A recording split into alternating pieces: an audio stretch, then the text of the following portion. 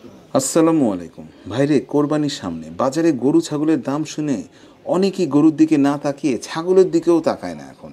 তবে দাম যাই হোক, কোরবানির পশু কিন্তু ঠিকঠাক হতে হবে। না ভাই, না হলে হ্যাঁ ভাই, কোরবানি হইবে না। আজকে আপনাদের বলবো 4 রকমের পশু যেগুলো দিয়ে কোরবানি দিলে চলবে না, একদমই না। আর কিছু মজার অথচ গুরুত্বপূর্ণ বিষয়ও থাকবে। চলেন শুরু করি। পর্ব 1, যে পশু দিয়ে কোরবানি করলেই গলদ। মানে ভাই, যে গরুর সামনে কিছুই দেখতে পায় না, সেই গরু কি আল্লাহর নামে ত্যাগ করা যায়? ওই গরু তো বাজারে গিয়ে পাশের গরুকেও দেখতে পায় না।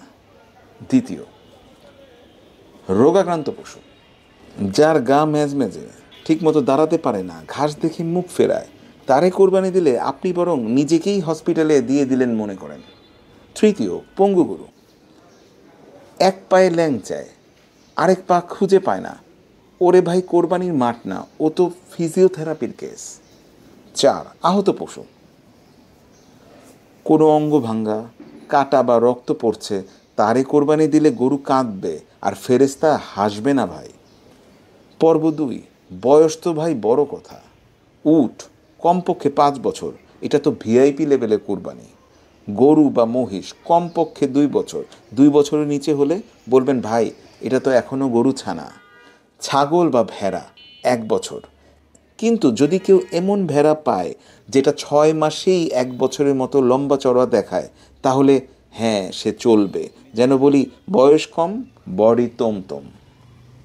পর্ব 3, এগুলো কোরবানিতে একদমই না। পাগল গরু, চুরি করা গরু, লিঙ্গ কাটা গরু, বিশ্রী রোগে আক্রান্ত গরু, এগুলো দিয়ে কোরবানি দিলে তো নিজের গুণা বাড়ানো ছাড়া আর কিছুই হইবে না। পর্ব 4, বাড়িতে আনার পর গরু অসুস্থ হলে, এটা একটা সিরিয়াস ব্যাপার।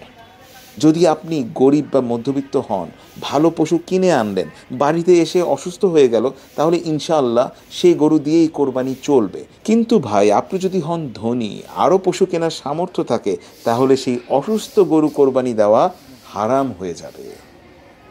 শেষ কথা, তো ভাই ও বোনেরা, পকেটে টান থাক বা না থাক, শরীয়তের নিয়মে যেন গাফিলতি না হয়। ভিডিও ভালো লাগলে কি করতে হয় জানেন তো? লাইক, শেয়ার, সাবস্ক্রাইব, আর কমেন্টে লিখেন আপনার গরুর নাম কি রেখেছেন।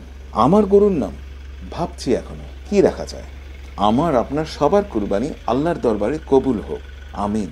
আসসালামু আলাইকুম ওয়া রাহমাতুল্লাহ।